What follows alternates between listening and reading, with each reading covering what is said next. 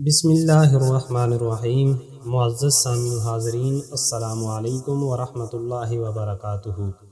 آج کا ہمارا موضوع ہے عیسائیوں کا آیات-e-mubahalah سے فرار۔ نجران یمن کے نصرانیوں کا ایک وفد ایک بار حضور پاک صلی اللہ علیہ وسلم کی بارگاہ میں مدینہ منورہ کے اندر آیا۔ یہ 14 آدمیوں کی ایک جماعت تھی، اور اس جماعت کے اندر نجران کی جو اشرافیہ تھی، جو ٹاپ لیول کے اور نہایت ہی معتبر اور مقدس قسم کے مذہبی لوگ تھے، وہ اس جماعت کے اندر شامل تھے، اور اس وفد کی قیادت کرنے والے 3 اشخاص تھے۔ ان میں سے پہلے نمبر کے اوپر ابو حارثہ بن علقمہ، جو عیسائیوں کا اس وقت ساری دنیا میں پوپ اعظم تھا۔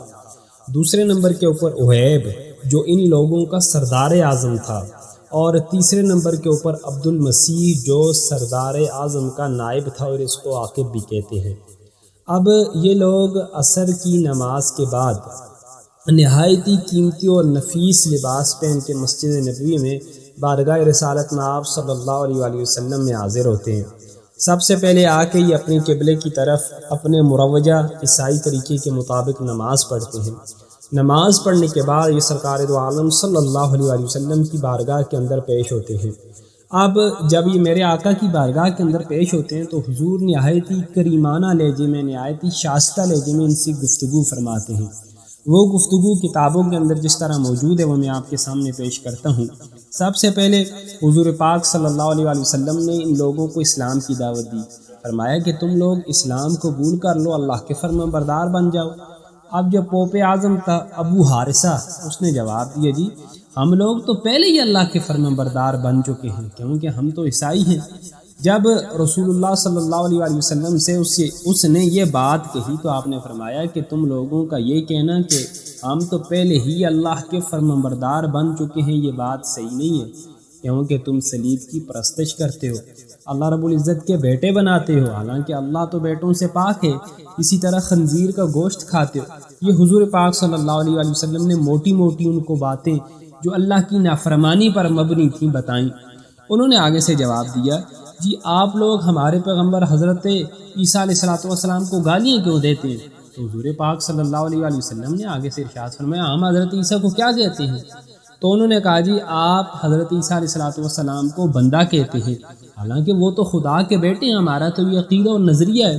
تو حضور پاک صلی اللہ علیہ وسلم نے ارشاد فرمایا، ہاں ہم حضرت عیسیٰ علیہ السلام کے بارے میں یہی عقیدہ رکھتے ہیں کہ وہ اللہ کے بندے ہیں، وہ اللہ کے بندے ہیں اور اس کے رسول ہیں، وہ کلمۃ اللہ جو کنواری مریم کے پیٹ سے بغیر باپ کے اللہ رب العزت کے حکم سے پیدا ہوئے۔ ابو حارثہ نے کہا، آپ بڑی باتیں عجیب کر رہے ہیں، کیا کوئی انسان بغیر باپ کے بھی پیدا ہو سکتا ہے؟ آپ لوگوں کو یہ بات ماننی پڑے گی کہ اگر کوئی بندہ بغیر باپ کے پیدا نہیں ہو سکتا جس طرح حضرت عیسیٰ علیہ السلام ہے، تو پھر لازماً اس سے یہ بات ماننی پڑ جائے گی کہ ان کے والد محترم نعوذ باللہ اللہ رب العزت ہے۔ جب حضور کے سامنے اس نے یہ باتیں کی تو حضور نے فرمایا، بات یہ ہے کہ اگر کسی باپ کا کوئی انسان نہ ہو تو اس سے یہ لازم نہیں آتا کہ اللہ رب العزت جو ہیں اس بندے کے باپ ہیں۔ دیکھو، اگر اللہ رب العزت چاہے تو بغیر باپ کے بھی انسان کو پیدا کر سکتا ہے، اگر اللہ رب العزت چاہے تو بغیر ماں کے بھی انسان کو پیدا کر سکتا ہے۔ آپ نے فرمایا حضرت آدم علیہ السلام کو دیکھ لو، اللہ نے بغیر ماں باپ کی مٹی سے ان کو پیدا کر دیا۔ تو یہ تو اللہ کی قدرتیں ہیں، اللہ کی حکمتیں ہیں، جس طرح چاہے جس کو چاہے پیدا کر سکتا ہے، اس میں تعجب کی کون سی بات ہے؟ حضور پاک صلی اللہ علیہ وسلم کی اس پیغمبرانہ طرز استدلال اور حکیمانہ گفتگو سے چاہیے تو یہ تھا کہ یہ وفد فوراً اپنی نصرانیت کو چھوڑ دیتا، پیارے مصطفیٰ کا کلمہ پڑھ لیتا اور ہلکا بگوش اسلام ہو جاتا، مزمل والی کملی کے سائے میں آ جاتا۔ لیکن ان لوگوں نے اور زیادہ بحث کی، اور زیادہ تکرار کیا، کرتے کرتے یہاں تک بات پہنچ گئی کہ اللہ رب العزت نے سورہ آل عمران کی آیت نمبر 61 نازل فرما دی۔ اللہ نے کیا فرمایا؟ فَمَنْ حَاجَّكَ فِيهِ مِنْ بَعْدِ مَا جَاءَكَ مِنَ الْعِلْمِ، تو جو بندہ آپ سے جھگڑا کرے اس بارے میں، اس کے بعد کہ آ گیا آپ کے پاس یقینی علم، فَقُلْ تَعَالَوْا نَدْعُ أَبْنَاءَنَا وَأَبْنَاءَكُمْ ونساءنا ونساءکم وانفسنا وانفسکم ثم نبتہل فنجعل لعنۃ اللہ علی الکاذبین۔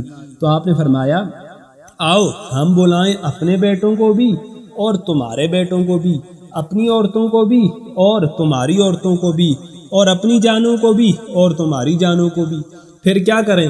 بڑی عاجزی سے اللہ رب العزت کی بارگاہ میں التجا کریں، لعنۃ اللہ علی الکاذبین، کہ مولا ہم میں سے جو جھوٹا ہے اس کے اوپر اپنی لعنتیں بھیج۔ اب مباہلے کا جو وقت ہے وہ طے ہو گیا۔ ابو عارصہ نے جو ہے قرآن کی اس دعوت مباہلہ کو منظور کر لیا۔ دوسرے دن یہ طے پایا کہ میدان کے اندر ہم نکلیں گے اور مباہلہ کریں گے کہ ہم میں سے جو جھوٹا ہے اس کے اوپر اللہ رب العزت اپنی لعنت بھیجے۔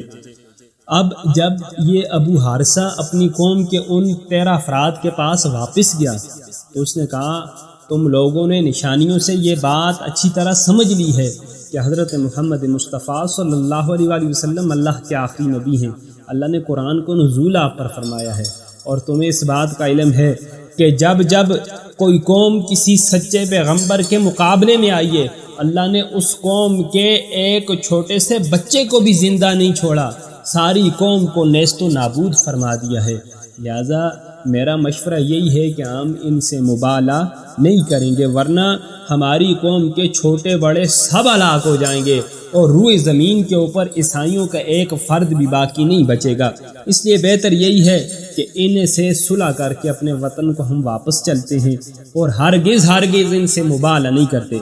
چنانچہ صبح ابو عارصہ جب حضور پاک صلی اللہ علیہ وآلہ وسلم کے سامنے آیا تو حضور پاک اس شان سے تشریف لا رہے تھے، میرے مصطفیٰ کی گود مبارک میں حضرت سیدنا امام حسین رضی اللہ تعالیٰ عنہ، انگلی کے ساتھ امام حسن رضی اللہ تعالیٰ عنہ، اور حضور کے پیچھے پیچھے خاتون جنت بی بی فاطمہ الزہرا رضی اللہ تعالیٰ عنہ ایک سائڈ، اور ایک سائڈ مولا علی المرتضیٰ رضی اللہ تعالیٰ عنہ، آپ تشریف لا رہے ہیں۔ جب لوگوں نے یہ منظر دیکھا، ان عیسائیوں نے جب یہ حضور پاک اور حضور کے خانوادے کا میدان میں آنا دیکھا تو اب ہوا کیا؟ حضور پاک نے اپنے خانوادے والوں سے فرمایا میں جب دعا کروں میری دعا کے اوپر تم نے آمین کہنی ہے۔ تو یہ منظر دیکھ کے ابو عارصہ جو ان کا پوپ اعظم تھا وہ کانپ اٹھا، اس نے کہا حضور پاک صلی اللہ علیہ وآلہ وسلم کی طرف دیکھ کے اے گروہ نصارہ میں ایسے چہروں کو دیکھ رہا ہوں، اگر اللہ چاہے تو ان چہروں کی بدولت پہاڑ بھی اپنی جگہ سے ہٹ کر چل پڑے گا۔ لہٰذا اے میری قوم ہرگز ان سے مباہلہ نہ کرنا، ورنہ روئے زمین کے اوپر کوئی نصرانی بھی تعصب قیامت ہمیں ایسا نہیں ملے گا جو زندہ رہے گا، جو باقی رہے گا سارے نیست و نابود ہو جائیں گے۔ پھر اس نے کہا اے ابو القاسم، حضور پاک صلی اللہ علیہ وآلہ وسلم کی کنیت ہے، ہم آپ سے مباہلہ نہیں کرتے، ہم چاہتے ہیں کہ ہم اپنے ہی دین پر قائم رہیں۔ تو حضور پاک صلی اللہ علیہ وآلہ وسلم نے ارشاد فرمایا تم لوگ اسلام قبول کر لو، کلمہ پڑھ لو، تاکہ جو حقوق اللہ نے مسلمانوں کو عطا کیے وہ حقوق تمہیں حاصل ہو جائیں۔ انہوں نے کہا جی ہم تو یہ کام نہیں کر سکتے۔ پھر حضور نے دوسری بات یہ فرمائی کہ پھر میرے لیے تمہارے ساتھ جنگ کرنے کے سوا کوئی چارہ نہیں ہے، تلوار ہی ہمارے درمیان فیصلہ کرے گی۔ تو یہ سن کر نصرانیوں نے کہا کہ ہم لوگ عربوں سے جو ہے جنگ کرنے کی طاقت نہیں رکھتے، ہم تیسری جو شک ہے اس کی طرف جانے ہیں، ہم آپ سے صلح کرتے ہیں، ہم جزیہ دینا قبول کرتے ہیں، اور ہر سال 1000 کپڑوں کے جوڑے بطور جزیہ آپ کو دیتے رہیں گے، اور اس کے بدلے ہم اپنے نصرانی دین کے اوپر ہی قائم رہیں گے۔ چنانچہ حضور پاک صلی اللہ علیہ وآلہ وسلم نے اس شرط پر ان نصرانیوں سے صلح فرما لی، اور آپ نے امن کا ایک پروانہ اور معاہدہ لکھ کے ان کو عطا فرما دیا۔ حضور پاک صلی اللہ علیہ وآلہ وسلم نے ارشاد فرمایا کہ نجران والوں پر تباہی، ہلاکت، بربادی آن پہنچی تھی، مگر یہ لوگ بچ گئے۔ اگر یہ لوگ مجھ سے مباہلہ کرتے تو رب کعبہ کی قسم یہ مسخ ہو کر بندر اور خنزیر بن جاتے، اور ان کی وادی میں ایسی آگ بڑک اٹھتی کہ نجران کی کل آبادی یہاں تک کہ چرند پرند بھی اس میں جل کر بسم ہو جاتے، فنا ہو جاتے، نیست و نابود ہو جاتے، اور روئے زمین کے تمام عیسائی سال بھر میں فنا ہو جاتے، اور تمہیں روئے زمین کے اوپر ایک بھی عیسائی باقی نظر نہ آتا۔ اب یہاں ایک اعتراض جو بڑی شد و مد کے ساتھ ایک طبقے کی طرف سے اٹھایا جاتا ہے، وہ اعتراض کیا ہے کہ بعض لوگ یہ ثابت کرنے کی بیجا کوشش کرتے ہیں کہ نبی کریم صلی اللہ علیہ وآلہ وسلم کی ایک ہی صاحبزادی تھی جن کا نام حضرت بی بی فاطمہ الزہرا رضی اللہ تعالی عنہا ہے، ورنہ دوسری بقیہ جو 3 صاحبزادیاں ہیں وہ بھی اس روز مباہلہ والے دن آیات مباہلہ جب نازل ہوئیں تو اس مباہلے کے واقعے میں شرکت ضرور کرتی۔